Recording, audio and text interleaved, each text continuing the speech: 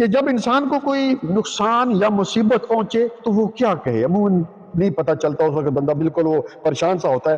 تو صحیح المسلم کی حدیث نمبر 2664 ہے، رسول اللہ صلی اللہ علیہ وآلہ وسلم نے فرمایا کہ اگر تمہیں کوئی نقصان پہنچے، کوئی مصیبت پہنچے، تو یہ نہ کہو کہ اگر میں اس طرح کرتا تو یہ ہو جاتا، اگر میں یہ کرتا تو وہ ہو جاتا، بلکہ کیا کہے، قدر اللہ وما شاء فعل، یہ اللہ تعالیٰ نے تقدیر میں اسی طرح لکھا تھا اور اس نے جو چاہا کر دیا۔ کیونکہ لو کا معنی کیا ہے، اگر، یعنی اگر کا لفظ شیطان کا عمل کھول دیتا ہے۔ اور ایک دوسری حدیث جو کہ صحیح مسلم کی 998 ہے، اس میں آپ صلی اللہ علیہ وسلم فرمایا کہ جس شخص کو کوئی مصیبت یا نقصان جو ہے پہنچتا ہے تو یہ دعا پڑھتا ہے تو اللہ تعالیٰ اس کو اچھا نعمت بدل دیتا ہے۔ وہ دعا کون سی ہے؟ انا للہ و انا الیہ راجعون۔ بہت سارے لوگ کہتے ہیں نہیں یار یہ تو کوئی مر جائے تب ہی کر، نہیں، تب بھی نقصان ہو جائے، مصیبت آ جائے، پہلی قرآن کی آیت پڑھے اور اس کے بعد یہ پڑھے اللہم اجرنی فی مصیبتی واخلف لی خیرا منہا، یہ اللہ یہ جو بھی مصیبت آئی ہے اس میں مجھ کو جو ہے وہ اچھا بدلہ دے۔ اللہ تعالیٰ سے دعا ہے کہ اللہ تعالیٰ ہمیں